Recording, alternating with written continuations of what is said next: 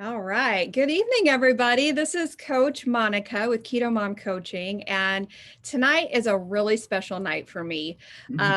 Cindy, I don't think you know this, but I have followed you since before my weight loss journey about 3 years ago. Wow. My first experience with you was what made you famous with my clients, and that's the balloon video. Oh, the water And balloon. that literally it changed my journey. It changed my life. It helped me lose 120 pounds. And so I've just taken you on my journey, and you don't know this, but you have also gone on the journey with all of my clients. Every single client of mine watches your balloon video. And then I show them your picture now, because that was a couple of months ago, right? Yeah.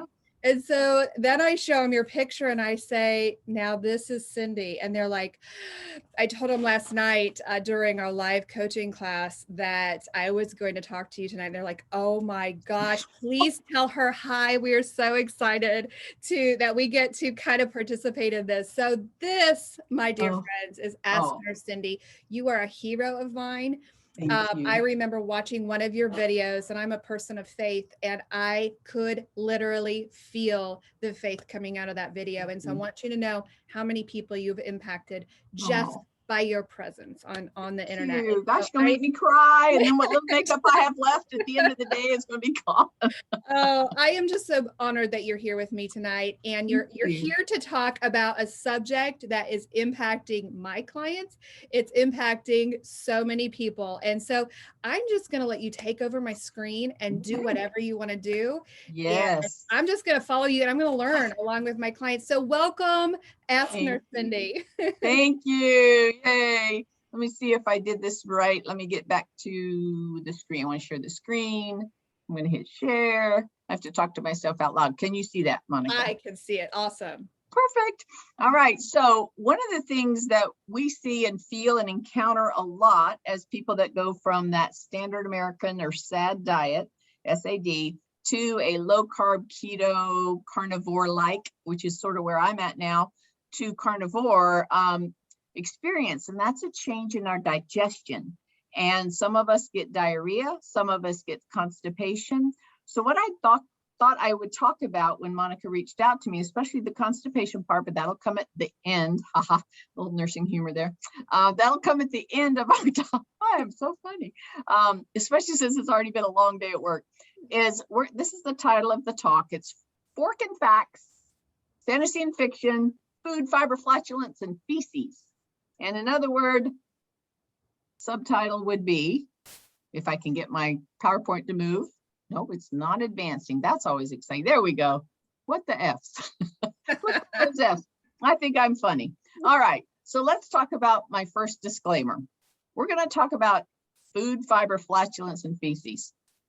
Poop happens. Potty talk cannot be eliminated from this discussion. Oh, I cracked myself up. Sorry. Nurses, really, if any of you are nurses or you know a nurse, we have a really, really odd sense of humor. We can't help it. It's what we deal with all the time. But I want to thank Monica and this Keto Chow company. If you haven't had a chance to experience their magnesium drops and their electrolyte drops and even their shakes, my 88-year-old dad, this is one of the ways I get enough protein in him. And that's a whole nother talk, Monica. I should come back and share with you how important protein is, especially as we age. So, other disclaimer, I'm not a doctor. I'm not a doctor. Nope. What's up, doc? That's not me. Or if you think of me as a doctor, I'm really just the rabbit popping out. And I am sarcastic, but I'm not here to diagnose, treat, cure, make any medical claims. I hope to, at the end of this talk, help you really understand how vital our food choices are and what we can do if things go awry with our journey towards better health. So this is in memoriam to my mom and my sister, Debbie Stokes. Debbie and mom have both passed and gone to be with the Lord, and I miss them every single day. Those of you that have heard me talk before know that my sister Debbie's always been my best friend, and she's always looked out for me. We had the best mom in the world. And this journey is all her fault. It really is, because this was my sister and I at our heaviest. Wow. I was about 307 pounds there. She was probably a little bit more.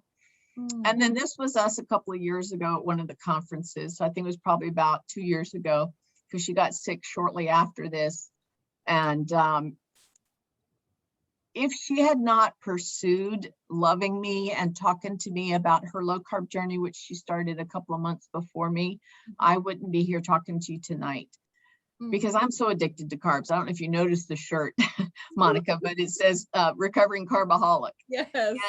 And so I know a lot of people can do carb up days, and a lot of people can tolerate that, or having cheat days. I am absolutely amazingly scared about giving myself that right. That excuse is a better word for me, because I did not handle carbs well. And it would be like saying to a person in a 12-step program, in my opinion, I said, you may be different. Those of you that are listening to me or under Coach Monica's care, it would be like saying to someone in a 12-step program, as you give them their 6-month coin, let's go out and celebrate and tie one on. You're doing so great. No, So right. Yes. no, if you have an addiction, if you have a disordered eating pattern, I can't say you, but I cannot give myself any grace or any excuse. And if I'm at a party or I'm going to be traveling, guess what? That's a chance to intermittent fast, if nothing else. Yes. And that was a freebie. That's not in the talk, but let's go back to my sister Debbie and how she would keep bringing up how amazing eating low carb was. And I tried Dr. Atkins before years ago, but I wasn't in the mood. I wasn't interested. I was sort of locked into, this is how I am. I was 59 years old at the time. This is how my life is always going to be. And so she realized that you can't make someone do something. But she also knew me well enough to know that if I could hear a clinical reason, I might be willing to consider it. So she sent me this link to Dr. Sarah Hallberg's talk on TED on what if we're managing diabetes all wrong? Oh, yes. What if we've been doing that? And I was pre-diabetic. My hemoglobin A1C at the time was about, I don't know, 6.3, 6.4. So I was tipping right into a diagnosis of type 2, which is a whole nother topic of conversation if we ever want to. Anyway, I watched this video and I called her back. I said, oh, I'm just not happy. And she goes, you don't like the video? I said, no.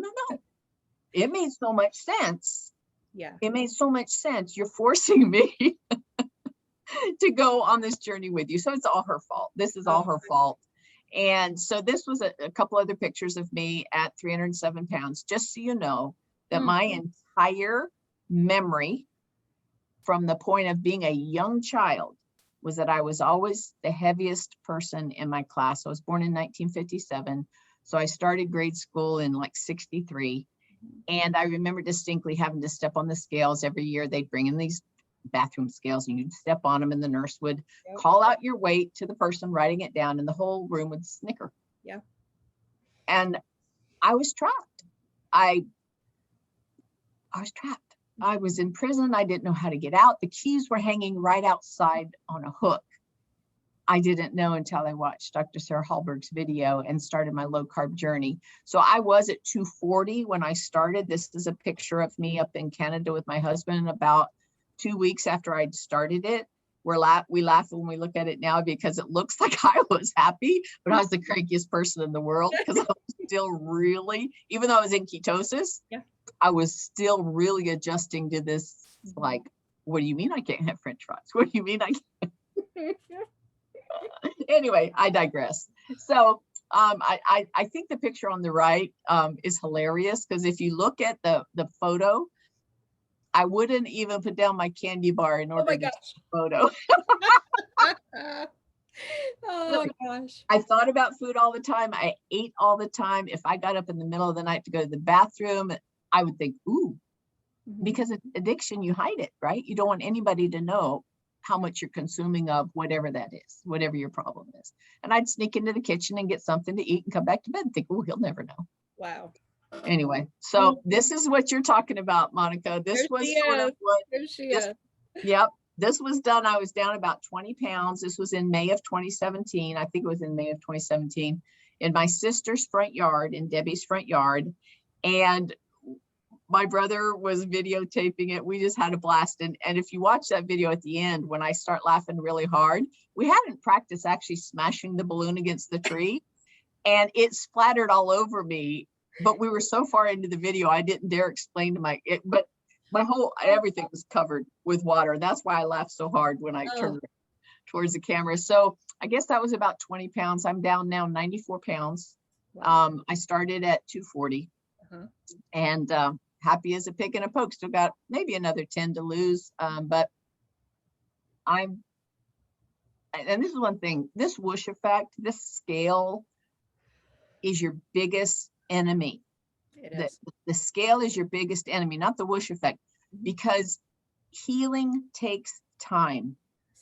And we will not see a lot of the changes that I'm going to be talking about for a while.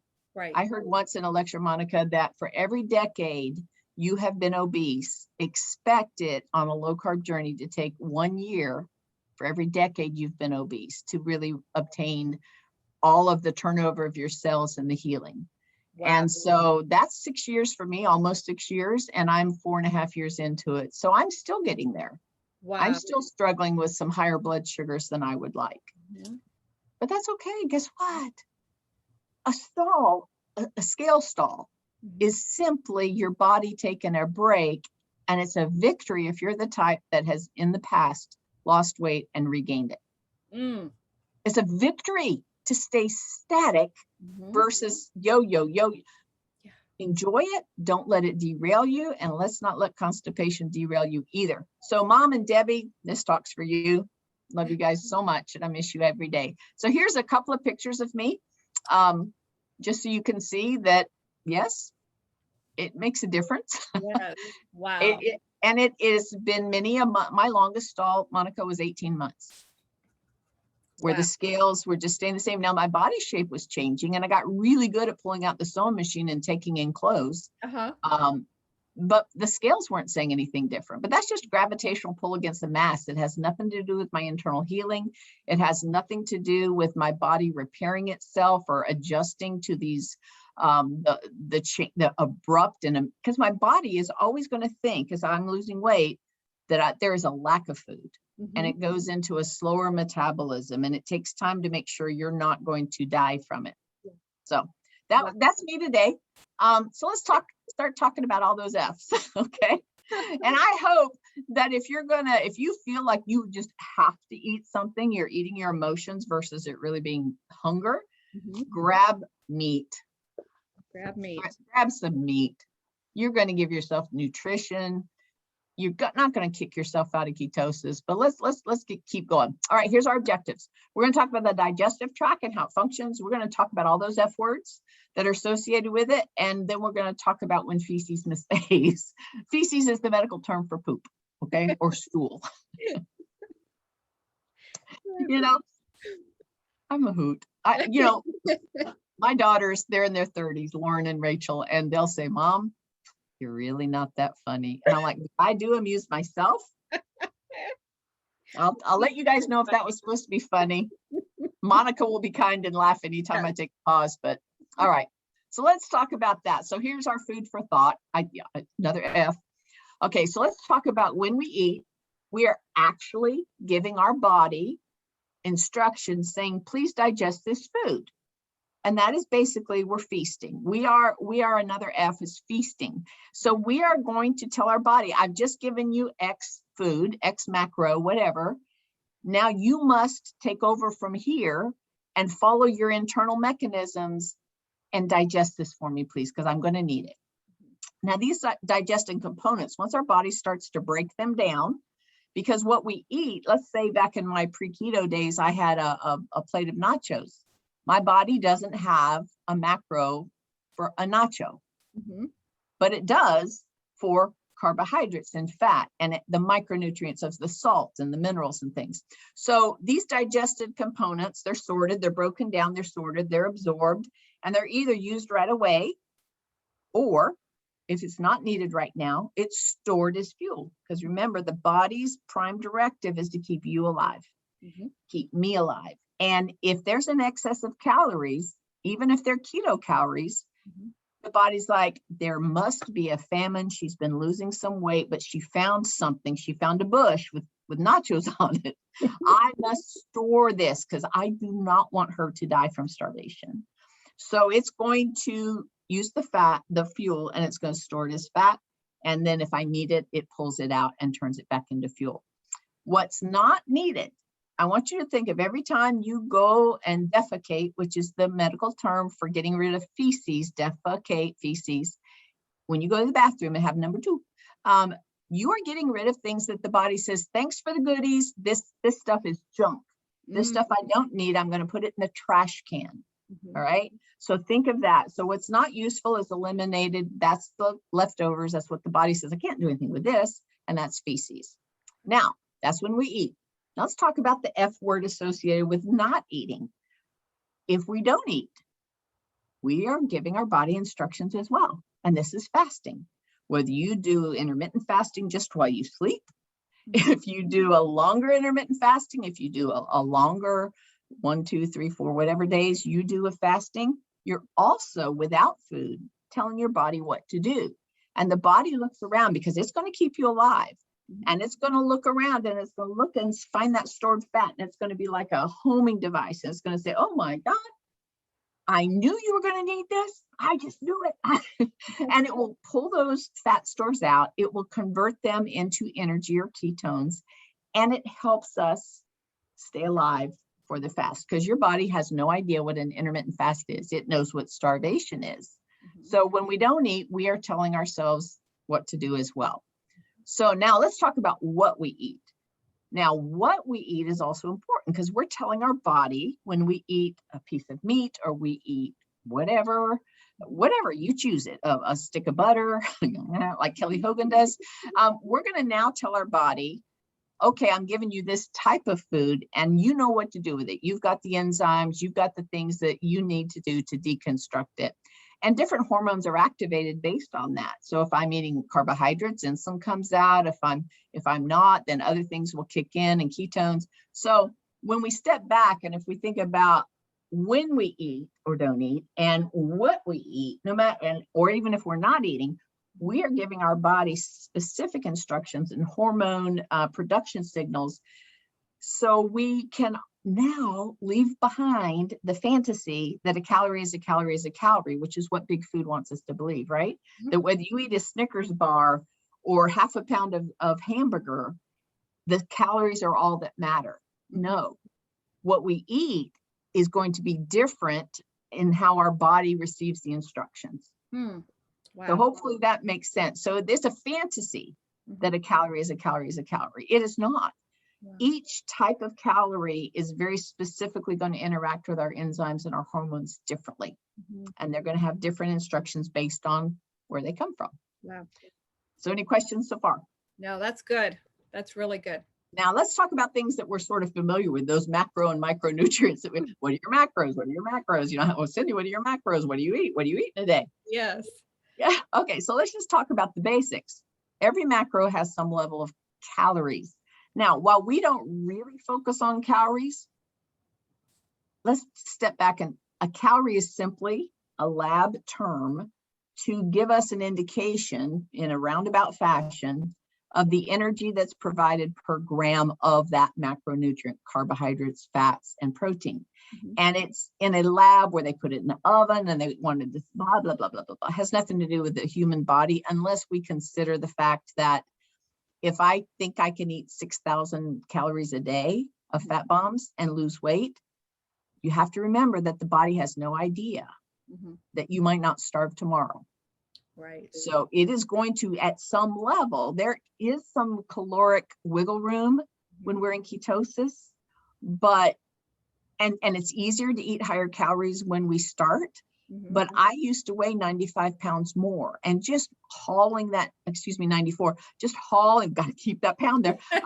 We're watching that extra weight around. I used more energy just to lift my body out of a chair than I do now at 146 pounds. So let's just think about that. We need to understand that whole fat has 9 calories and 4 calories for carbs and protein per gram.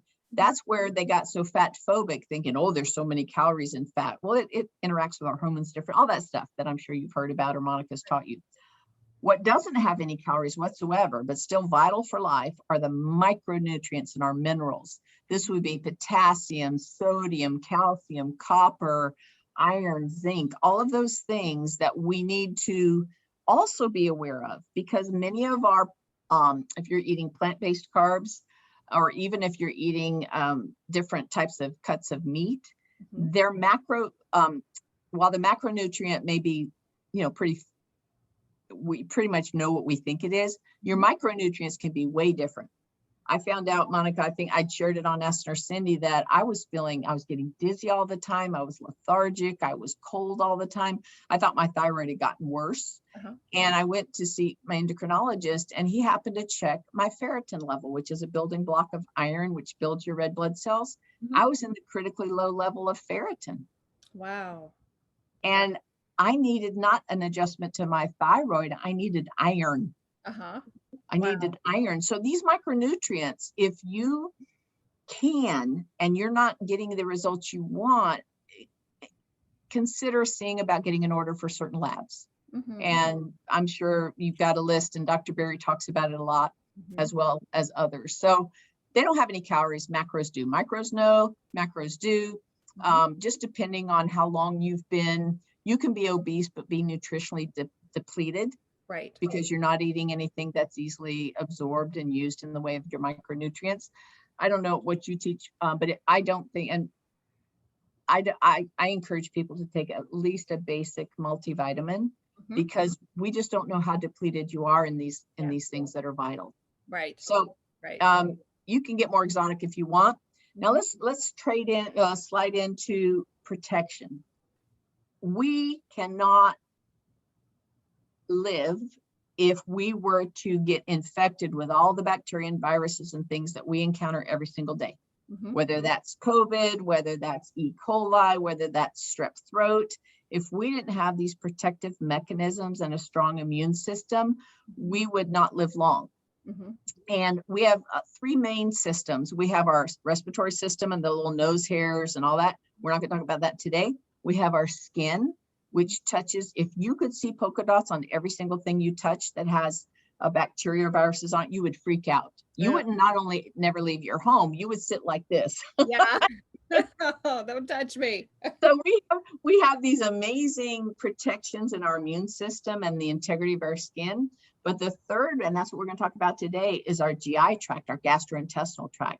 It has mechanisms in place because it is another entry point for bacteria or viruses. I think we've all heard about these E. coli breaks in spinach or undercooked meat, and people die from it. E. coli is it's a bacteria that is harmful because it reproduces and is very toxic. So let's talk a little about why we want to keep our GI tract healthy. I want you to think of this protective layer as just being a hollow tube. It's a tunnel. It's insulated by our mucus, by our mucosa, and it allows the outside world to pass through safely and exit your body. And it has to do that and not let everything be absorbed, because you will eat bacteria. You will eat toxins. It needs to be smart enough and healthy enough to let in those macro and micronutrients and keep out the bacteria. So that's an important thing, that we keep our gut healthy. So when that food enters our mouth as a complex structure, what exits is the leftover stuff, the fiber and the feces and things we can't digest and the body cannot use. So it is complex. And so what happens is that stuff that is thrown away is not just the fiber and the food that it doesn't need and turned it into feces.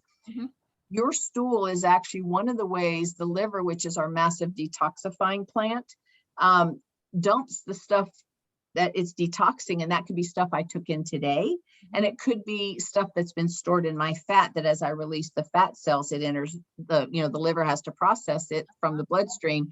And poop is full of all sorts of toxins. Wow. So we don't want to let it stay in us longer than it needs to, because if it stays in our gut, it's going to be tempted to reabsorb. So good pooping is important. But think of it not as an assembly line, but a disassembly line. It takes those complex food structures we eat And just like any manufacturing plant that assembles things has emissions, those gases that are emitted, we're going to have some emissions too. And it's flatulence, but it's also when you belch, or eructation. So eructation is the medical term for belching, and flatulence is farting. Another. I got to put as many F's in. I'll talk about anything. I'll just talk about anything. So we got to maintain good gut health to keep the good stuff moving into our cells and the bad stuff moving out, not into the bloodstream or the cells, and we get rid of it in our friend, the toilet. Okay. So think of it another way as a shipping, handling, and delivery system for your body. So awesome.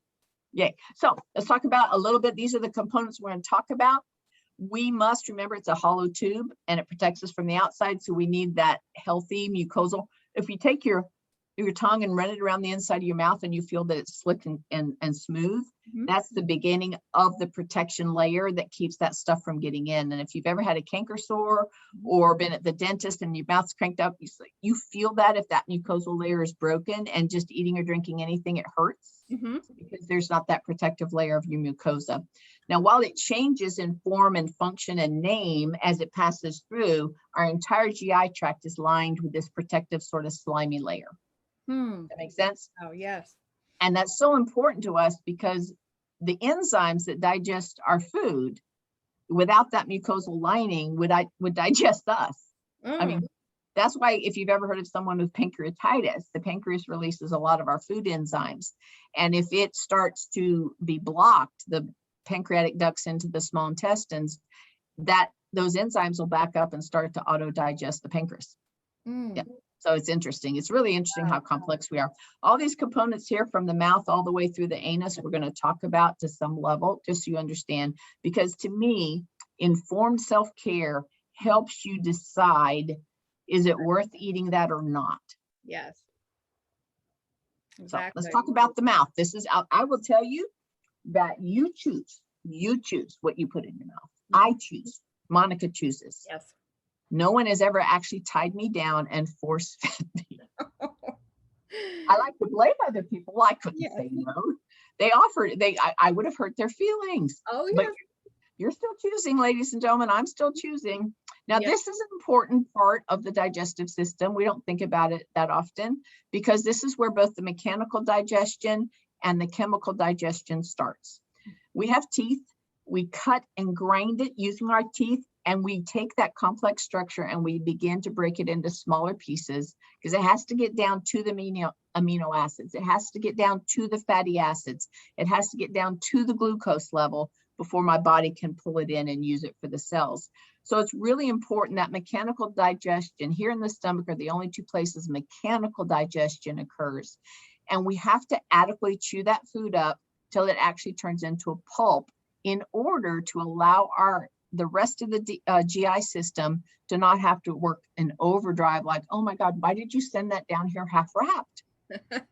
It's just, so I don't know if you've ever watched my 20 chew challenge on one of my, so mom said, chew your food well. Well, it's not just because she doesn't want you to bolt through your food and inhale it. It is really important for our digestion. And that might be one of the things, if you're constipated and you're swallowing these big chunks of food, you might not really be able to access things and get them to move through as they should. Right. So when we chew it well, right before we swallow it, we should be turning it into a pulp. Okay. Right. It's called a food pulp. It's called pulp at this point. And this also engages, even when we smell it, our salivary glands will start to secrete the moisture, and it has an enzyme in it called amylase. And that's why if you hold any carbohydrate in your mouth for a period of time and really chew it up, the more you chew it, the sweeter it's going to taste. I don't care if it's broccoli. Oh, wow. The sweeter it's going to taste because you're giving that amylase, which is the starch digester, to start to really release the glucose or fructose into your mouth, and you will taste that sweetness. It's really, really fascinating. And it makes it easy to swallow when the saliva combines with our pulp. So let's look at some food for thought. Spit is your friend. Salivation is important. So it's not salvation, although that's probably the most important, but spit is our friend. Okay. And we really want to have adequate salivation. And it actually can begin just by thinking about it. If you've ever thought about food and your mouth starts to water or a commercial comes on, we can see it, we can think about it. And this is that cephalic phase. The brain says to the mouth and the salivary glands, oh, food is coming, get ready. And our saliva is like, oh, yay. Have you ever been thinking, where you get ready, somebody puts a plate down in front of you and you actually drool? Yeah. Slurp it up. Embarrassing, right? So embarrassing. And My our body Great can Danes are produce. great at that. I think this probably applies to them too. My Great Danes just drool. Yes. It's so true. If you go back to the Pavlovian dogs, that experiment, they would start to salivate when they'd hear the bell ring because they were associating with it. The brain kicks in. It's so true. So would you have ever thought that we could produce that much saliva a day? Oh, wow. You've ever seen a 2-liter soda? 2 of those a day. Oh my word.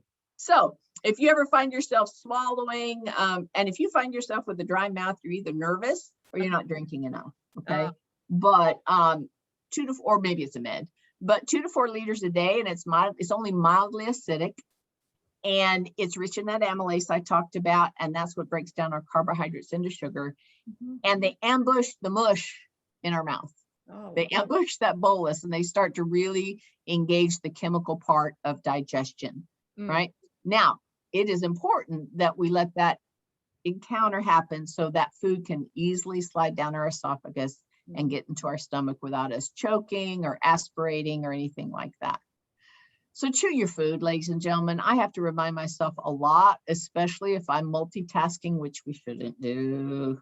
We should enjoy our food and let it be a dining experience, especially those of us that have disordered eating patterns. But it really will release that appropriate nutrients.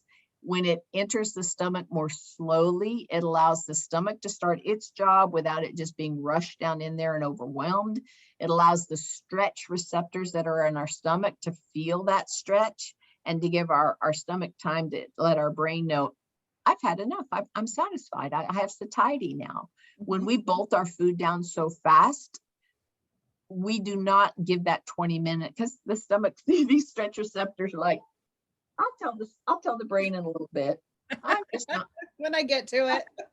lazy. I don't feel it today. I'm just gonna wait. So if you've ever eaten and about 5 or 10 minutes later, you're like, what was I thinking? You ate too fast, most likely. Yeah. And also what's really nice, Monica, is it allows us to savor the food because we have different taste receptors on different part of our tongues. So as we sweet, we tend, and salty can be in the front, and there's different flavors, taste buds that sense different things. So by rolling it around and doing the 20 chews, and literally sometimes I force myself, I'll look down and I'll think, oh my gosh, I didn't even know I ate half of that yet. So I really forced myself to slow down because I want to enjoy the food. Keto food is so dang delicious that I want to take my time and enjoy it. Wow. And it also, if you do have a problem with belching or someone you know does, slower chewing and swallowing, you'll swallow less air. Yeah. Because you're not having this big glob of 2 chews and down it goes. Yeah. I tell my clients a lot of time what you're talking about is also related to the emotional eating. As you were talking, I was remembering I've been in maintenance for 2 years now, kept it off. But my friend asked me the other day, we were at dinner, she asked me, she said, why are you eating so fast? And I'm like, well, just because I'm in a hurry. And I was driving home that day and I forgot the moment that my life changed when we were sitting at Pizza Hut with my family on Sunday afternoon after church. And I had 3 plates in front of me from the buffet, pasta, of course, my salad, and stacked full of pizza. And this man walked by my table and said, you are disgusting. Are you really going to eat all of that? And we live about 2 miles from Pizza Hut. And I walked home that day in my heels because I told my husband I didn't deserve to go home. And so as you were talking about how fast people eat, that's one of the major things that I work with my clients is that emotional eating part. Yes. And pausing and dealing with that hard stuff right then, instead of waiting until you're in maintenance and then realizing that is why I'm gulping my food down. That's why I'm getting sick. And at that moment, I was in a stall. The scale wasn't moving and I was eating so quickly. And so I realized, okay, I think it's might be time to go to counseling a little bit here to work Mhm. through that. And then once I did, then it was a lot easier to slow down for me. So So glad. That's such connecting that good. That's so good. That's emotional. gonna help so many people because it is so TV's on, you're watching a YouTube video, and I bet you there's some people right now who need to put down the food Mhm. or Yeah, turn off the video till you're done exactly. and enjoy both. Enjoy the experience of this time together and enjoy your food, but don't try to do both together No, because you'll look down and your plate will be empty and you really have not no, tasted anything. right.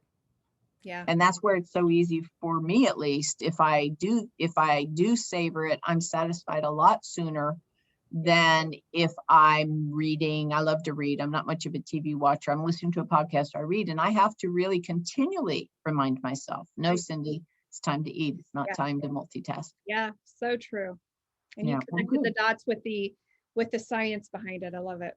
Yeah. So at the back of the mouth, we've got the pharynx, and we won't talk about that. I'll show you a little video. The pharynx is just the back of your throat. If you open your mouth and say, ah, you see your little uvula hanging there. That's the pharynx. And that's where, from the point of me putting it in my food, choosing what I pick up, choosing the size of the bite, how long I chew, that's all voluntary. I choose that. Mhm. Okay. From the point I swallow, from that point till it exits out my anus, it's involuntary. My body is going to do what I've just told it to do by what and how I've chewed it. Mhm. So, and the way it gets from the back of my throat, the pharynx, to my stomach is our esophagus. Our esophagus is an interesting thing. I want you to see that white line that I just appeared on the screen. I'll take it away. Look at where the stomach actually is. Right above that, I put a white line, and that's to indicate a muscle that separates our thoracic cavity, where our lungs are, and our heart, from our abdominal cavity, and that's called the diaphragm. And the diaphragm is really important when we think about our esophagus and some of the problems people have. But think of this smooth muscled structure as a laundry chute. Whether you have one in your house or not, you've seen it in a hotel where they open up this thing in the wall and they just push the bag of laundry down, and boom, it just goes straight down. It only serves the purpose to get it from one place to another. And that's what our esophagus is. It doesn't do anything with digestion. You'll never think about it unless you take a pill without enough water, Yes. or don't chew your food well and it feels like it gets stuck. That's the only time you really think about your esophagus, or if you have problems with it. It connects our mouth, the pharynx, and the oral cavity to our stomach. And that saliva is so important because it needs to be moistened enough to help it slide down. That's the voluntary part, is our swallowing. From that point on, everything else is involuntary. Now, what helps it move down, I want you to think of a milking action, okay? So if I have this wave-like movement of smooth muscle, that's called peristalsis. That's the medical term for this movement of everything going down. Everything keeps moving down. And that peristalsis moves the food down the esophagus and it dumps into the stomach. Where the diaphragm is, there's a little round muscle. And anytime I have a little round muscle, it's called a sphincter, okay? I have a sphincter at my anal opening. That's the anal sphincter that allows me to pass the stool. And the job of a sphincter is to keep things where they belong and not let them move anywhere else until such time as it's time to do that. So what's interesting is there's a esophageal sphincter right under the diaphragm, and it stays closed theoretically until it feels that food coming down, and it goes whoop, whoop, whoop, whoop. It opens, the food bolus goes in and it shuts. All right, so that's an important thing, but it has to go from the thoracic cavity to the stomach, and it passes through the diaphragm. Goes into the stomach. There we go. Now here's this little video. I'll do it a couple of times, but see that food bolus going down? Watch that little white thing where that muscle closes. That's your glottis. That's in the back of the pharynx. It closes to keep that food from going into your trachea. We do not want to put carbs, fat, or protein in our lungs. We need air in our lungs. We don't need anything else. And that little closing flap called the glottis is what, so if you've ever been taking a breath and someone says something funny, I mean, you've been getting ready to swallow and someone says something funny and you interrupt the glottis, you could suck. I've spit it out my nose sometimes, but anyway, so that's called aspiration if it goes into your trachea. So the esophageal function is just smooth muscle. It should go easily. That glottis closes, as we just saw. The esophageal sphincter opens and shuts, allowing the bolus to hit the stomach. The only time we think of it is if we have something that gets stuck, or maybe we're living with heartburn or GERD, which is gastro-esophageal, stomach, esophagus, gastro-esophageal reflux disease, or reflux for short, or GERD. Then we'll know about it. So, Monica, do you have stomach for the rest of this talk? Here we go. Here we go. Bada boom. Bada boom. All right. So what you don't see here is the diaphragm, but the esophagus is that vertical line, and then the purple, rest of the purple is our stomach. At the base of the stomach on the left-hand side is another sphincter, and that's called the pyloric sphincter. We'll talk about that in just a minute. But the muscles the muscles of the stomach are really fascinating. It's the only place in the whole entire digestive system that we have 3 layers that go in opposite directions. We have a longitudinal layer. We have, for lack of a better term, a horizontal layer, and then we have an oblique layer. So I've got this 3-layer. If you've ever kneaded bread, okay, not N-E-E-D, but K-N-E-A-D, if you've ever mushed things like that, or played with Play-Doh and mushed it, you're doing this multifocal sort of pushing and mushing. That's what the stomach 3 layers do. We've got it contracting this way and at an oblique or angled manner. And it literally takes that bolus and it starts to mechanically move it into smaller pieces, in addition to all the enzymes that are there, especially hydrochloric acid. So this is a very fascinating, if you've ever heard someone's stomach gurgle, or you've heard it growl, that might be cephalic before you've even had a bite, but the stomach's already going, yeah, I'm ready. Or after come on down. I got you. But it's starting to churn, all right, because it's anticipating that food bowl is coming down. So here's just another look of a drawing of it, but on the inside, it's really fascinating as well, because there's all these LBWs. LBWs are little bitty wrinkles. It's actually the rugae. See that R-U-G-A-E? And what it is all these little microfolds, and it allows, it's like an accordion, it allows your stomach to stretch out. So as you eat, it allows that to stretch out, and it'll actually stretch up, it'll stretch out, and it'll stretch down. So if it stretches up, if you've had a really big meal and it hits that muscle, the diaphragm, it'll literally press up onto your lungs, and you feel like, oh, I can't take a deep breath. I have to stand up. I have to loosen my belt, because it's pressing up against our poor little lungs, which just have air to fight back. Wow. So it's a really cool thing, our stomach. Now, look there where it says pyloric sphincter. So we've got 2 sphincters. We've got the esophageal, which keeps our food in the stomach. And we've got our pyloric sphincter, which keeps the food from moving into the small intestines until the stomach says, okay, I've got it broken up even further, and I've turned it into chyme, which we'll talk about here. So there's our poor diaphragm, those little blue pieces that just showed up. Eating too much will press up, and you'll feel almost short of breath, like you need to stand up and walk around, because you probably have eaten too much. Now, those little folds, those little rugae, the little LBWs, the little bitty wrinkles, are actually very complex structures. If I open the stomach out and I spread it out, I would have something about the size of, a 3x3. It's quite large. It can distend quite a bit. And so these little folds up and down have all sorts of capillaries, and it has some little vessels, some little lymph vessels, and it actually has this ability to secrete the gastric acid that burns us if we get heartburn, if we have regurgitation or GERD or reflux. So once it enters, that esophageal sphincter closes. This one can stretch to be between 2 and 4 liters. Next time you're at a grocery store, look at 2 2-liter bottles and think, oh my gosh, my stomach can get that big. Wow. But do I need it to? Right. With food being so accessible, do I need to stretch it out that much? Food for thought. Food for thought. It actually has those stretch receptors, but it takes time. It has nice, really thick mucosal cells, because that mucus that's coating the lining, all those little bitty wrinkles, all those rugae, must be present and must be healthy, because we're producing stomach acids, gastric acids, to deal with the food we've just eaten, to continue to break it down. So I want you to think of it as your decontamination tank, because this is where all those outside bacteria, or if we haven't washed our hands before we've eaten, or both, even good well-prepared food has some level of bacteria in it. The more we cook it, the more we're killing it, but we're still at risk that our plate is not sterile. None of our plates are sterile. They might be clean. But what's interesting is the acidity of the hydrochloric acid keeps the bacteria level down. The decontamination that acid provides to killing bacteria is amazing. There's a lot in wound care and a lot in just general medical that bacteria do not at all like an acidic environment. They like it very alkaline.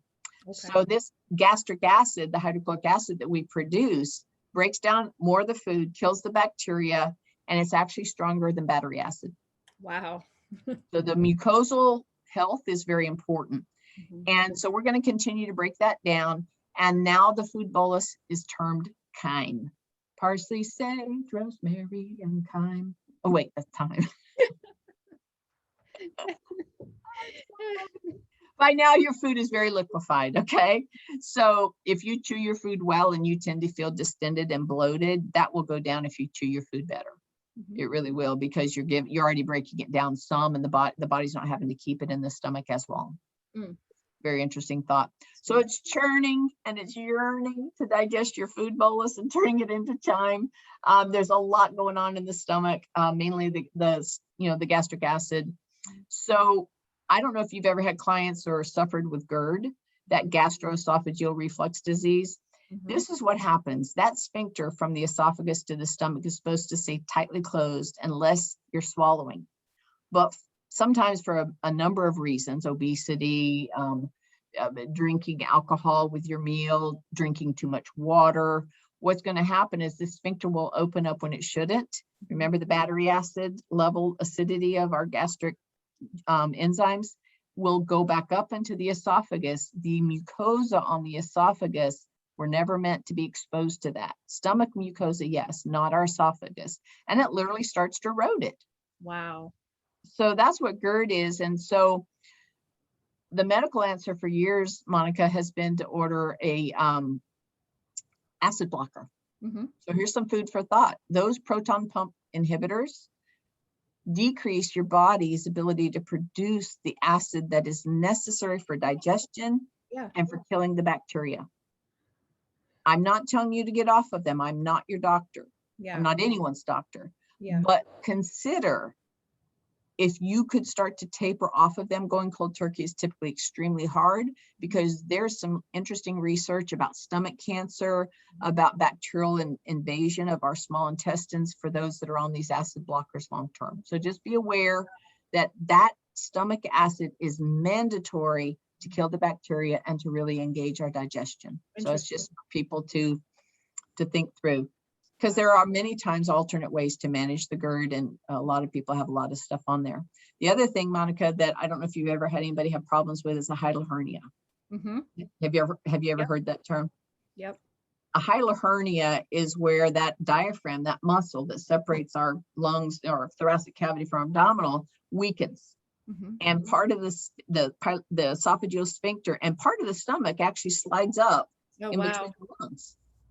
And so we feel like, oh my gosh, I'm having chest pain. Well, yeah, because you're part of your stomach in your thoracic cavity. And so sometimes it just slides up sometimes and slides back down. And sometimes it's sort of permanent and people have to have hiatal hernia surgery. There's a lot of many reasons for that. Part of that is visceral fat. So many times people, as they lose the visceral fat, especially even the subcutaneous fat, will find that the symptoms of the hiatal hernia are greatly reduced. Wow. Does that make sense? Yeah, that's fascinating. All right. So, and we haven't even started talking about poop yet. But we're getting there, because now we're going to slide right into the small intestines. Now, the small intestines are very interesting because they're not small. They're long, but they're half the diameter of the large intestines, the colon. The two terms, same thing, large intestines or colon, 22 feet long. Wow. So they're not the short intestines, and they're not even small. They're just small in relation to the large intestines. And there's 3 different areas that have 3 different things that they do within our small intestines. Here's the most important thing to think about your small intestines. Almost all of your nutrient absorption occurs right there in the small intestines, in those 22 feet. And it's not a small thing for us to have adequate nutrient absorption. We've already gotten it broken down into fairly small particles. It's now chyme, and we are going to now allow this absorption to start to occur. The three parts of the small intestines are the duodenum or duodenum. They're both correct. The jejunum and the ileum. And the duodenum is in blue. The jejunum is that pinkish, and the peachy colored is the ileum. Now, what's important here, remember all those little bitty wrinkles, those little rugae in the stomach, the little microfolds? We have a ton of them here in the small intestines, and it's separated the mucosal layer, that thin epithelial layer in purple that sort of goes up and over the top, is 1 cell thick. How thick is it, Monica? It's one cell thick. We have thick. 1 cell thickness of epithelium that separates our gut, our small intestines, from those blood vessels you see there. Wow. Yeah. It's an intricate, amazing thing, the body. The Bible says that we're fearfully and wonderfully made, and it is so intricate that we have these little epithelial cells, and they need to be only 1 cell thick to allow the diffusion or the absorption, if you will, of the micronutrients and the broken down amino acids and fatty acids to pass through. And then those little, where it goes from an artery to a vein, the red to the blue, that's the capillary bed. And that's the only place things can be absorbed into the bloodstream, is at the capillary level. The part that goes up and down, that sort of beige, is a lacteal. That's where our fats go. Our fats are not absorbed into the bloodstream directly. They're absorbed into our lymph system. And then it dumps in up at the inferior vena cava and gets into our circulatory system. So this is so important for us to realize that if we are eating a lot of toxic foods, a lot of foods with preservatives, a lot of foods with food coloring or seasonings that are not, they're manufactured, you just don't find them in nature. Yeah. Some of us, not all of us, some of us, you have a rock gut, you can handle it. But some of us are very, very sensitive to certain things, and it will start to cause inflammation here. Wow. Excess sugars, excess dyes, food dyes, all those things. And if you have a lot of bloating, gas, if you have a lot of abdominal cramping and pain, just think through, how can I eliminate anything that wasn't placed on this earth, and do almost elimination diet to see how much my symptoms will resolve. So in the small intestines, we have bacteria, because bacteria is everywhere. It's in our mouth. It's, it's why we get cavities and we have plaque and all that stuff. But they're not all bad. We have some really good guys that are bacteria. If you've ever taught or educated your folks on the gut microbiota or the microbiome, that's our wonderful army of good bacteria that do things when that incoming food comes in. They start to break it into nutrient components. They can help produce free fatty acids. Some vitamins actually need those to help I've been set free of that, but thank you, bacteria number 1. You're welcome. And it also sort of helps keep things clean. It keeps feces from embedding in there, the stool, the unneeded parts, and it helps sort of scrub it, like those scrubbing bubbles type of thing. Yeah.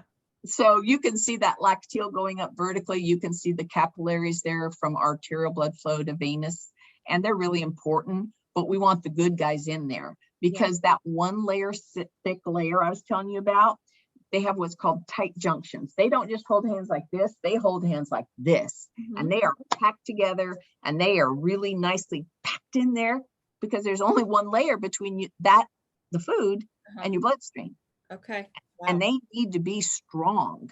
And if we're assaulting them with things that our particular body doesn't handle well, we can weaken that connection. And that's, if you've ever heard about leaky gut, if you've ever heard about small intestines bacterial overgrowth or SIBO, that is oftentimes associated with problems here where our junctions loosen up. Wow. And when they loosen up, and I'll show you a picture in a minute, stuff gets into our bloodstream that was never meant to be there. Bacteria, different things. And a lot of people think it has something to do with autoimmune diseases and things. So that's our first part's our duodenum. That's where the chyme leaves the stuff. Go ahead. I'm sorry. Is there any particular pre or probiotics that you recommend to help this, or is that is a great question. There is so much conflicting data out there about the ones that we want and don't want. I think that if you are eating a complex assortment of different whole foods and your gut function is fine, the addition is iffy. And if not, you might have to try different types, different life cultures, things that are stable, to see how you respond. Everybody's gut microbiota is different.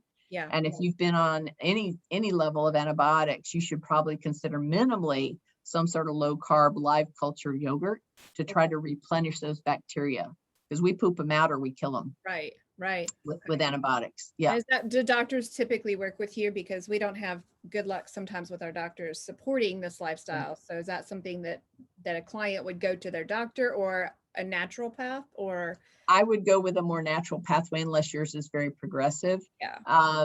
You can ask, and whenever they say something I don't agree with, I found some great people here in San Antonio, but whenever I say something that they say something I don't agree with, I just nod. I don't get into it with them personally. And I just go to the store and get what I want, or order it on Amazon. I'm like, okay.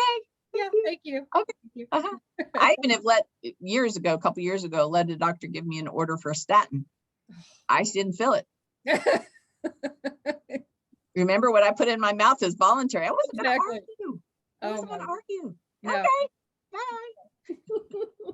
Anyway, that's how I deal with it. All right, duodenum. First part of the small intestines, where the chyme leaves the stomach, is the shortest. It's the mixing bowl. It takes that very acidic stuff coming out of the stomach and it starts to alkalize it a little bit, starts to sort of neutralize it. And the rest of the digestion pretty much happens here. Absorption mostly happens elsewhere, but this is like the mixing bowl. It's where everything gets mixed up. And this is where bile from our gallbladder gets entered in there. And also our pancreatic enzymes are added. So this is where everything gets mixed up, and then the rest of the small intestines handles the absorption of it. Let me show you a little close up. So many people ask me, can I do this if I don't have a gallbladder? What about all that fat? Well, the gallbladder is simply a reservoir. Your liver produces the bile. Bile helps you digest fat, and I'm sure you've talked to them about ox bile or things. If you don't have a gallbladder, you may need it. But what's interesting, a lot of people, can you see when I move my cursor? Yes. Can you see that? Yes. A lot of people don't realize that once the gallbladder is out, if you've had one taken out, that many of us, I've had mine out 30 years ago, because I was fair, fat, and 40. That's the 3 signs of someone that is prone to fair, fat, 40, and female. More F's. But anyway, we develop a little pseudo sac right here, like a little bowl. And oftentimes because I had major diarrhea after mine for a long time, because I had it dripping in like a leaky faucet into my small intestines, even when I didn't have any incoming fat. And it just irritated and I ended up, the peristalsis went on overdrive. Okay. So that's also where our pancreatic juices come in, or enzymes. I shouldn't call them juices because they're enzymes. And after that's been happening, the absorption occurs in your jejunum. That's where that circle is. The chyme is further broken down. This is where our fats become fatty acids and glycerol. Our protein breaks down into amino acids and whatever fat, components are in that. And our carbohydrates are turned into glucose or fructose. And then there's fiber. And the fiber is like hanging out going, anybody want me? Choose me. And the body's like, no, don't need you. Don't really need you at all. So, let me go back. So the ileum is the longest part. That's the sort of peachy colored. And all of our particles that are now ready to be absorbed are flowing towards that. And they've mostly all gone up in the jejunal area. But we're still going to have a little bit of certain nutrients absorbed here, but a lot of our water absorption starts here, and the rest of our nutrient absorption. This is where B12 is absorbed. Oh, that's interesting. If you've had an ileojejunal bypass or a Roux-en-Y, be aware that you will probably need sublingual or B12 injections forever, and you'll probably need some sort of iron supplementation forever. You might even need digestive enzymes if they've bypassed enough. Depends on how much they bypass. But just be aware that might be a problem for you with long-term nutritional deficiencies. Now, I've talked a little bit about our liver and our gallbladder and our pancreas. They're not part of the digestive system, but they're accessory organs. And I know I'm going too long. So if you want to edit this, Monica, into 2 separate things, that's fine. Okay. Sorry, it's fun talking to friends. Yeah. All right. This is good. Our Can you liver is our ask how heaviest long organ. it takes, or you might already talk, about how long does it take from your mouth until where we are here? Oh gosh, so it will sit in the stomach an hour or more. Okay. And that's why they say if you eat Chinese food, you get hungry after 2 hours, you Yes, know. yes. And then from beginning to exit, oftentimes it's 24 to 30 hours before you poop out what you actually ate. Interesting. Okay. Yeah, longer if you're constipated, shorter if you end up with diarrhea. Okay. So the liver is an accessory organ, and it is so important to our health, not just our digestion, but it's so important to our health. Pancreas as well. And if you have trouble with any type of food, digestive enzymes might be a real big help to you. There's amylase, there's lipase, there's lactase. If you're lactose intolerant, lactase will help you digest the lactose that's in your heavy whipping cream. So just be aware of that. And the liver, let's just take just a minute, Monica, if I can. Not only does it make the bile and then secrete it into the gallbladder, or it drips into your small intestines, it stores our glycogen, which is the opposite of insulin. Insulin reduces blood glucose. Glycogen is released when we need blood glucose. It holds all our lipid reserves. That's why we're so prone to fatty liver. It helps maintain, insulin's the main thing that regulates blood sugar, but it helps maintain it. It maintains our amino acids and our fatty acid concentrations. It synthesizes and releases cholesterol. What? Yeah, our liver makes about 80% of the cholesterol level they draw in your blood. Wow. It is so important. Cholesterol is so vital for every single cell wall structure, for all of our sex hormones to be developed, for all of our lamination or our insulation around all of our nerves are made up of cholesterol. And if you don't eat enough of it, your liver has to work harder. This is why I never filled the statin prescription personally. I'm not telling you not to take your statins. I'm telling you that my choice was not to do it. But it also allows this cholesterol it's produced to bind to the transport proteins. Those transport proteins are LDL and HDL. Go figure. You mean they're not actually cholesterol? No, they're the transport vehicles that the cholesterol hops a piggyback ride on until it gets to the cells. It actually makes our clotting factors and helps with our plasma proteins. It is our big detoxifier. I don't care what you've eaten that isn't supposed to be used by your body and could kill you. It detoxifies it. Alcohol is a toxin. Sorry to that for anybody that really enjoys it. And I'm not telling you not to drink. That's your choice. You're human. You do what you want. But be aware that your production of ketones from the liver will stop until your body has taken care of that toxin. Wow. And that's why young college students are prone to dying from alcohol intoxication. The liver can no longer handle it, and it can kill you. So just be aware that it detoxifies that and many other things. It stores our iron reserves, our actual blood reserves. It's a huge storage of our venous. As a nurse, I've seen people with a liver laceration and a blunt trauma, and you can die from that liver being split apart and the blood just drains and drains and drains. Wow. And it helps store those fat soluble vitamins, and it helps us with absorption and breakdown of the circulating hormones, especially insulin and epinephrine. Okay. Pretty important, right? Which is why we don't want you to have a fatty liver. Yeah. And I tell my clients about the drinking, that it takes about 72 hours before you can start losing again, because it has to do all of the things to fix all of the poison that you put in there. And so if I'm just having one glass of wine a night, I'm just delaying. Yeah. And fructose, of course, is one of the main drivers of a fatty liver, because insulin doesn't deal with fructose. It only deals with glucose. The only place fructose is metabolized is in the liver. Oh my. So if you drink a lot of apple juice, or your kids do, or even pre-keto you did, it takes time for this fat to be used up. So be patient with yourself. And then the pancreas, lots of stuff from insulin to our digestive enzymes. I'm going to move on. The pancreas is so complex. We could talk about it the whole day. But when I think about the food I eat, and I think about all the different places the nutrition will go, or what's needed to cause it to be digested, it's pretty humbling. It's not just, oh, I'm bored, I think I'll have something to eat. You're engaging so many pathways. Right. And the question is how often do we really need to eat to maintain good health? And that'll vary. based on where you are in your keto journey, your age, your activity level. But just know every time you put something in your mouth, you're engaging this. And when I don't put things in my mouth, I'm sort of allowing my body to use the stored energy. Yeah. Wow. So all of those little folds that we were talking about, they're here too. They're called villi, and they are really, really complex, and they've got that one cell layer thick. I won't go over all of these definitions. Just know that we are an amazing creature, and in the small intestines, it's so vital that these are kept healthy. And I mentioned this earlier. Here's what happens when those tight bonds, those tight junctions start to break apart. We end up with these separations, little sort of ulcerations, if you will. And now things that are supposed to be pooped out can go in. And once they get in your circulating system, the immune system goes, oh my word, let me look in the manual. I do not know what you are. Danger, danger, Will Robinson, if you remember. Yes. Oh.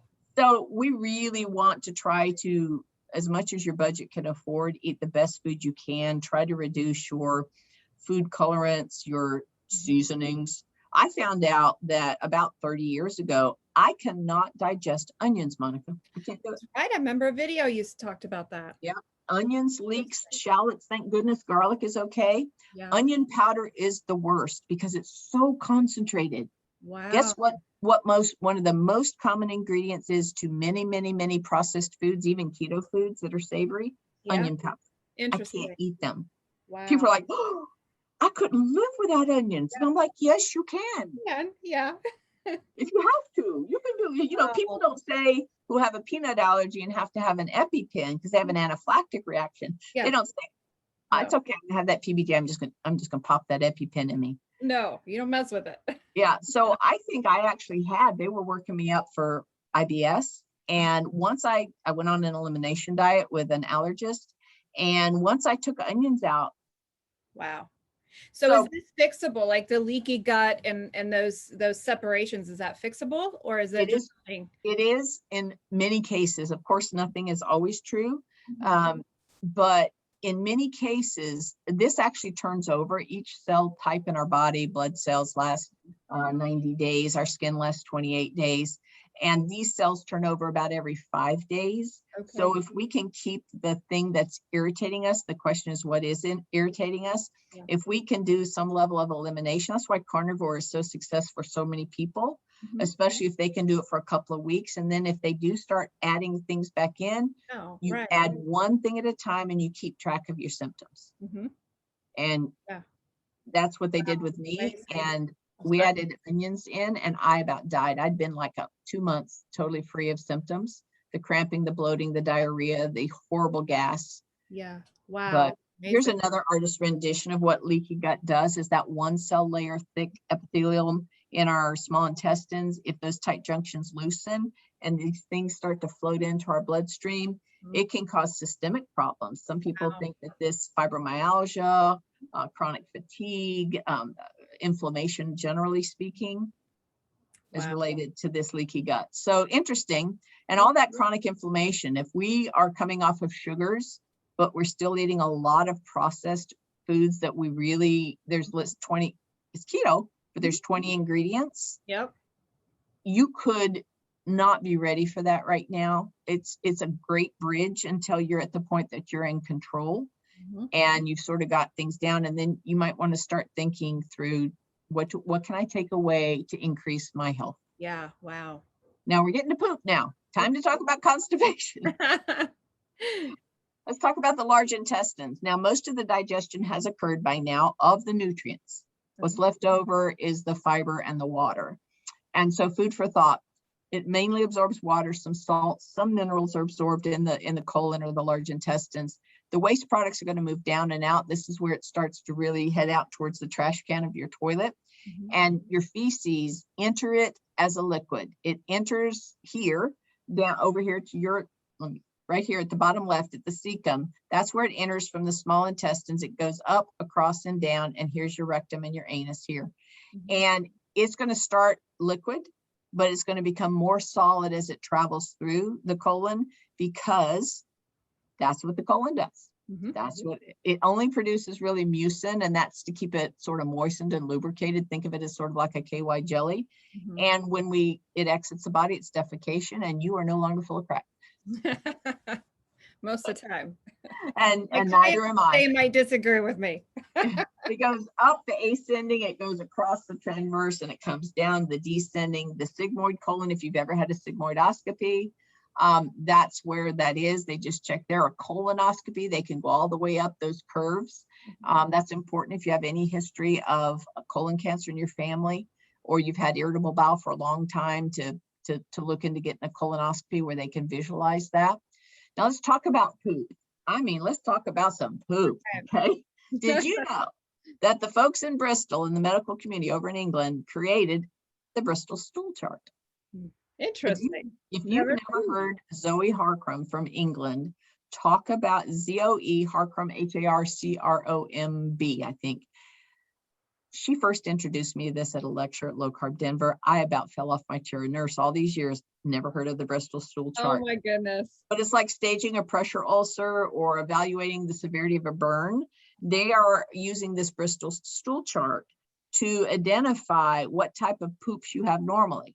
So type 1 would be those separate hard lumps, like little rabbit pellets that you finally pass it, it's hard, you're straining. That's severe constipation, all the way down to type 7 when you have severe diarrhea, where it's liquid consistency, no solid pieces. And if you've ever had food poisoning, it's oftentimes going to be the type 7, because what your body is doing is recognizing that something noxious, toxin or bacteria has entered that gut and your small intestines. And if it doesn't eject it quickly, it's like hitting the eject button in a fighter pilot. It happens like that. It will have the potential to break through and absorb, and it will kill you, the E. coli. So you go into major diarrhea if you have food poisoning. And once the body's ejected it, typically you're going to be weak and tired, but you can rehydrate. Okay. So isn't that funny, the Bristol stool chart? It is amazing. Now when you work with your clients, you can pull this up and say, it's freely available on Google. Tell me what it looks like. Yeah. Are you a type 5? Do you have soft blobs with clear cut edges? Text me a picture, please. I'll be able to help you. No, exactly. Or just describe it. Look at this chart and you tell me. Yeah, you tell me. Tell me which one it is.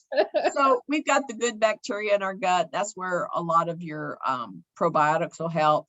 And there's some listed there, and they're not all bad. Bacteria are not all bad. We don't want to So now let's move into fiber, fermentation, flatulence, and feces. Okay. You've heard of soluble and insoluble fibers, right? On the back of any type of package, you're going to see the fibers listed, right? And then most of them, if they're really well done, will list what a number of them are soluble and what number of them, how many grams are insoluble. Insoluble means it's going to pass through like it came in. It might change shape a little bit, but your body has no ability to solubilize it or break it down and use it. And this is where some of that net carbs versus total carbs happens. So if I'm counting my total carbs, I'm counting all, it doesn't matter if it's a fiber or what, or a sugar, I'm counting that and tracking my total carbs. Right. And Dr. Eric Westman calls that the prescription strength keto, right? Okay. If I'm doing net carbs, we typically subtract the fibers and we subtract the sugar alcohols. Now, I think I'd be okay with subtracting the insoluble fibers if that's on the label, because your body will do nothing calorically with it. Okay. It'll try to break it up and it's going to say, exit, exit. The soluble fibers, you're many of us are going to be able to break that down into a carbohydrate. Okay. So it'll trick you. You're thinking, well, I'm doing less than 20 net carbs, but if those net carbs are soluble fibers, you could actually be needing to count your total carbs, if that makes sense. And some examples of soluble. What are some it would be things, I think I put it on another slide, but it would be things like, gluten is certainly, oat bran is soluble. Some of your hemp hearts or different, let me think, your psyllium husks are insoluble. Your oat fiber, not oat bran, but oat fiber. Christy Honeycutt Sullivan uses oat fiber to add some solid to some of her baked goods because it's insoluble. Okay. Gotcha. So oatmeal is soluble and it turns into this big goo, and it can actually make your constipation worse. So the insoluble is of no benefit. If I'm eating fiber that is, or sugars that break down, the fibers break down into sugar, glucose, or I'm eating sugars, I am going to ask the gut, the colon, the large intestines to ferment it, because it's going to need to ferment it to be able, and when I have sugar, I have to have sugar to cause things to ferment. So if you, when you used to make bread with yeast and gluten, you'd proof it and you would get the yeast to bubble. Beer fermentation creates bubbles. Champagne fermentation creates bubbles. So if you're eating a lot of fiber and you have a lot of gas, it's fermentation. Interesting. You might not do well with so much fiber. That whole thing of 20 to 30 grams of fiber came back about, I don't know, started about 20 years ago. Some of us really do better with fiber, and some of us don't need any. Yeah. Carnivores. It's hard to get. Yeah. You just gotta play with your own body. Anything that ferments produces bubbles. Farts often occur. They can be malodorous because you're down in the colon, where this stuff is now, by this point, the body has viewed it as waste. And it's like, you've ever lifted your trash can on a summer day in Texas when they're due to pick it up the next day? You know that things that are decaying have a stink. Okay. And many carnivores, this is so funny, I've been hearing this lately quite a bit, will tell you, I just don't fart anymore. Or my farting is so rare that I'm surprised. I used to fart a lot. You know, well, you take away the fiber, you take away the fermentation, you have less gas, you're not going to fart as much. Wow. Fascinating. Now, some people do great with fiber. God bless you. Go forward. Some of you, if you remove it for a while and go carnivore-like or carnivore-ish, see how you do. Yeah. See how you do. Wow. So now let's move on to the place we want to talk about, the rectum and the anus. Rectum, it almost killed them. So remember, things are always being moved down and out. And as it gets to the rectum, which is this area right here, okay, this is where the stool is kept until we decide to sit down on the toilet and relax the sphincter, and it comes out and drops into the toilet. Now, what's happening though, we get an urge to go, all right? So we get an urge to go.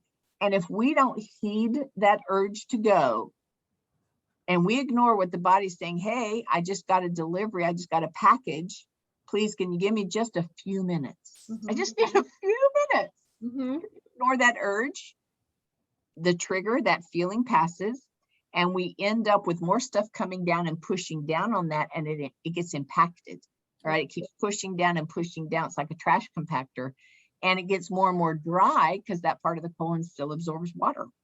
So what is the definition medically of constipation? It's not that you're going less than you used to. It's that you're having less than 3 bowel movements a week. That's like 2. Less than 3 is 2. Okay. So that means you're going once every 3 days or once every 4 days, or you're having to strain a lot to get it to pass. And you've got that 1 or 2 on the Bristol stool chart where it's like really dehydrated and formed and compacted. Many times there's things we can do. We'll talk about that. That feces is going to continue to hydrate. You'll strain, you'll have pain, you'll have difficulty passing it. Sometimes you'll notice that you tear a little bit and you'll have a little blood on the stool itself. And if this becomes filled with feces, then that dehydration occurs. It can come to the point that you have to do what they call a digital removal, where you have to just literally pull it out with a gloved finger. We do that as nurses to patients that are constipated on a lot of opioids, because it just, and here's what's so unfair, Monica. It impacts twice as many women as men. Of course, yes. Of course, it's just wrong. And unfortunately, as a 64-year-old woman, it grows more common with aging. Okay. Now, these are people that follow the standard American diet. So let's talk about what we can do. So fiber, is it necessary or is it problematic? It will depend on you. It'll depend on me. It depends on how I respond, and I won't know how I'm going to respond to my problems with constipation if I don't make any changes. Okay. I may need to add more fiber of the insoluble. I may need to decrease my fiber, because if I already have a beaver dam of poop there and I keep putting more fiber in, it just stacks up. Yeah, right. It just stacks up. I certainly don't want to add more fiber if I'm currently constipated. Okay. Wait till you've had a good evacuation, you've had a good bowel movement, and then, but don't keep adding fuel to the fire or logs to the beaver dam. Yeah. So here's your risk factors. If you smoke, certain meds, especially pain medications, if you don't move much, if you allow yourself to become dehydrated, fibers and iffy, depending on the person, it's very, very personalized. Ignoring the urge to defecate. If you feel the least little twinge, there's this movement from the lower part of the small intestines right before it gets to the rectum. It's called the colonic mass movement. And it's where the body senses it in that lower part and goes, oh yeah, you need to go into the rectum. And it happens on average 6 times a day. Wow. You will feel this sort of, and so if you're not paying attention to it, it'll come and go. But there are 6 times a day that you have this colonic mass peristalsis where it sort of shifts it into the rectum. And take the time to stop what you're doing, unless you're driving a car, but then sometimes you have to pull, but if you can, because if you pay attention to that urge, you're on and off the pot in like 2 minutes. Yeah. Yeah. It's, and if you've ever had it where you've waited so long and it keeps moving down and you're like, of course, I'm a nurse. I'm going to tell you the gross stuff. And I looked at my husband, I said, I got to go. He goes, you leaving? I said, no. I got to go. Like, I got to go right now. It wasn't diarrhea. It was just my body had said, you've waited 1 minute too long. And it's so funny. Wow. Sorry. So here's what happens. So it comes in on the left here as liquid.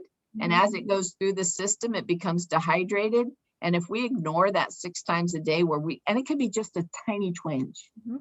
But if you're constipated, you've probably learned to ignore that. It's like kids that talk to you all the time and you've just learned to ignore them, right? Pay attention. And then one of the first things you can do between hydrating is to allow yourself to pay attention to that least little twinge down there and go and just relax for a few minutes. Never stay on the toilet more than 10 minutes, ever. Right. Get up, move around, and off you go. So down here is where it's going to be the harder poop, and it's just going to keep packing down and packing down and packing down if we don't pay attention and get rid of it. So what can we do? Do we have to go to a drug? I hope not. Here's some non-drug options. Increase your movement. First thing when you wake up, before you put your legs out of the bed, you are going to have a colonic peristaltic movement when you first get up. Lay in bed, relax, stretch, sort of twist from side to side and get up. And if you feel within a few minutes, that little twinge, that's your first colonic peristaltic mass movement, go sit down. Wow. Go sit down on the toilet and don't lean over. I've got some other things, but don't lean over try to sit up straight so it sort of has a chance to come out. If I bend and torque, if you're still fairly large and your glutes are still fairly large, you may need to sort of pull them out of the way to allow sort of a more easy passageway, because they can press on the anal sphincter and not allow that relaxation of the sphincter. So you could readjust your butt a little bit to sort of spread it out on the toilet. You didn't know you were going to get this type of. I didn't know that. Increase your water. All right. Don't become dehydrated. Drink. If you have constipation issues, we know, we say the 64 ounces, you should eat. You should drink half of your body weight in water, hopefully, or liquids minimally per day. So if you weigh 150, you should do 100, you should do 75. If you weigh 200, you should shoot for 100 ounces of liquids a day if you have constipation. Okay. Not saying for those that don't have it, you need to drink that much. Warm water is especially helpful.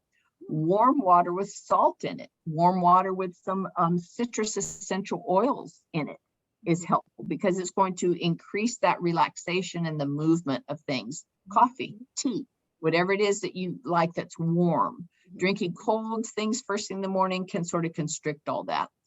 And dairy can be a problem for certain people. So don't drink a lot of heavy whipping cream if you've got a lot of that. See how you do. Increase these: salt, sodium, If you, have you ever had to have a colonoscopy yet? Not yet. My doctor just said in 5 years I have to. So let me tell you, I had to start early because my dad had colon cancer and so did my brother Mike. And so you have to start your colonoscopies early. Just most disgusting, salty, gross thing you've ever drunk. But by taking in extra salt, the body wants to balance that out. So it pulls all this fluid in from the rest of my body. And it literally gives you the most amazing case of diarrhea for hours. Oh my goodness. I can't. So I don't need, you can't wait. Yeah, the actual procedure, you sleep through it. It's the prep that's a pain in the butt, literally. But anyway, you can have warm salted water. I do a salt shot every morning, just salt on my hand, and I pop back the Redlands real salt. Magnesium. Many people are constipated and they have a magnesium deficiency. There's lots of types of magnesium, but for getting yourself to move, magnesium citrate or citrate, depending on how you say it, is your best bet. Milk of magnesia in the little blue bottle, mom's best friend, is magnesium. Magnesium citrate in the green glass bottle, buy all these over the counter at the local Walmart, is magnesium, but you can certainly just take it in pill form, and the magnesium drops, the keto chow cells, or the mineral drops that they have. It said an ounce a day, and the first day I got it, I shot back an ounce within 30 minutes. I was like, whoa, if I'm ever constipated, there's my answer. Because all that mineral, it pulled all this liquid in and shooshed right on out. And that was the liquid magnesium citrate? Yeah. Oh, it was actually the keto chow mineral drops. They have mineral drops, but the full dose for a day is supposed to be an ounce. Well, I thought they meant shoot it back like a jigger. Yeah, anything that's salty that has a lot of magnesium or minerals in it, those are large molecules, and they'll pull water into the gut and help you have a poop. Now, another thing to grease the skids is to take a shot of MCT oil, specifically for the constipation. I'm not talking about I'm talking about lubricate it. Some people respond to that. Or other oils. So any questions about that? No, I don't think so. All right. So let's look at some other things. Adjust your fiber intake. We've mentioned that a couple of times. Go for the insoluble. Be aware it may not be good if you're currently constipated, as I mentioned. Get sort of feel like you're cleaned out. And I think that's one of the reasons we feel so good after we've had a good bowel movement is we've removed a lot of toxins. We've emptied that out. Now the rest of the stuff feels like it can come down, and we really, I feel so much better. But if you're currently constipated, adding more fiber to try to undo it may be the wrong thing for you. And we'll see, try it and see. Are there any colon cleanses or anything like that people should do every so often? Yeah, I laugh every time I hear people say, you've got 5 years of crap in your gut. I'm like, really? No. No, you don't. But it makes a good story. But we do shed mucus, and we will try to reabsorb the, here's what I will say. If you could try these other options first, those are oftentimes a chemical stimulant. And if you read the back of it, and if it's Senecot or if it's something that's Cascara, that's going to cause that's a chemical that's going to cause a sort of a forced peristalsis. Cramping. Stool softeners are good. The pericolates or these stool softeners, because what they do is they pull and encourage fluid to stay inside. Unfortunately, many people get the bowels just refuse to do anything if you've been using them a lot. All right. So it's okay to do a bowel cleanse if it makes you feel better.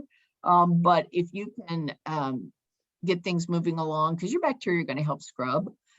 Some people feel great and believe strongly in them. I've never done one. Don't plan on doing it.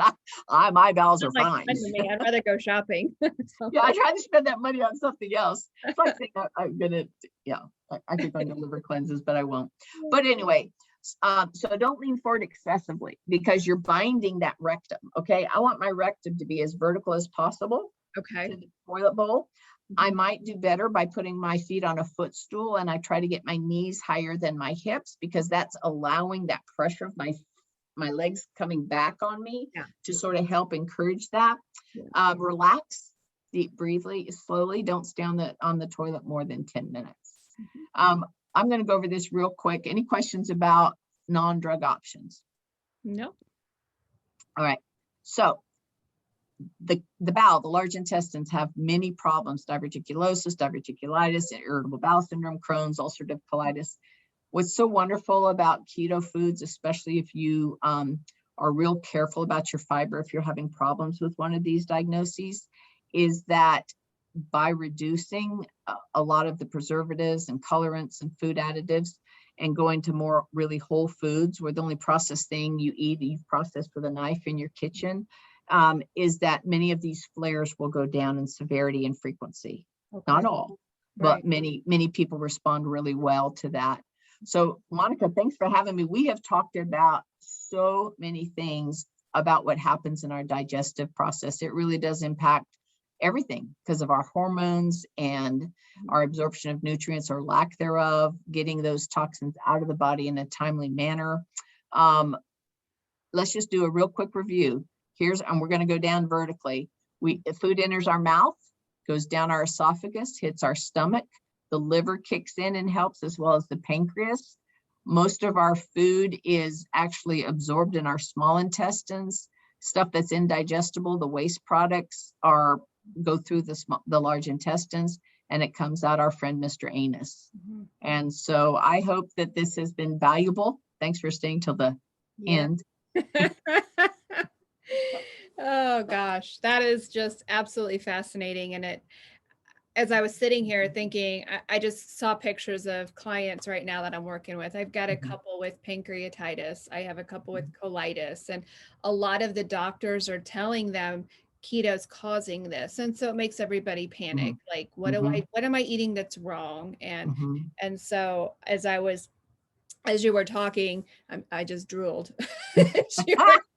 As you were talking, I'm just seeing faces pop up, and I'm really excited to share this video with them because it's so, there's so much hope, and everything's blamed on keto, with the doctors these days. And so it's my job as, just somebody who walks alongside them, just to say, nope, let's try this. Or one of the things that I've read, and I don't know if it's true or not, but we're not eating the crap anymore. So we don't have a lot of that. You actually go less. And so, we're used.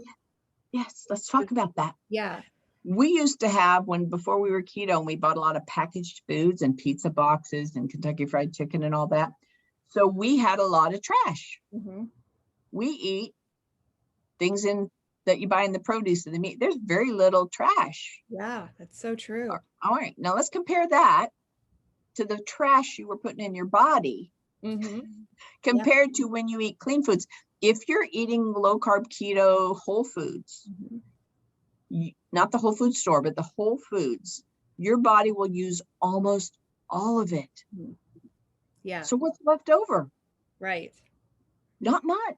So if it's just been a change in the frequency of your bowel movements, but you look on the Bristol stool chart and it's still soft, it's just you don't have as much left because you've not eaten all that junk. Right. You will most likely have a change in your bowel movements. Right. That is not a bad thing unless you're going less than 3 times a week, which less than 3, the only number I can think of is 2, maybe 2.5 if I do a monthly average. And I'm straining a lot, and they're little drop, the Bristol one. Yeah. I may not be constipated. I may just be thinking, why isn't it the same? That'd be like me looking at my almost empty trash can on Tuesday mornings when I push it out, going, I wonder why there's less trash in here. Yes, right. I wonder why. Yeah, so true. So it is absolutely most commonly true.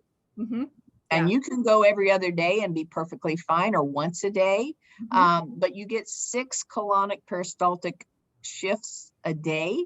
But if there's less in there, because your small intestines have used up most of it. Yeah. Don't be scared about that. That's interesting. Well, I have to work on my whole scheduling because I don't like drinking water, because this place here, I am here 8 hours a day working with client after client. As you're a nurse, you know patients after patients, and like, I don't want to take the time to go to the bathroom, but I need to do that. I need to. You do. So you do. That's my take. Taking care of me. Yes, there it is. Well, gosh, do you have any other questions, Monica, at all about No, anything? no, I am so grateful that you joined us I'm today. sorry I took so long. I know I went way over. I didn't want to look at what time it is. Oh, this is, I'm gonna stop recording right now and Bye, everybody. Bye.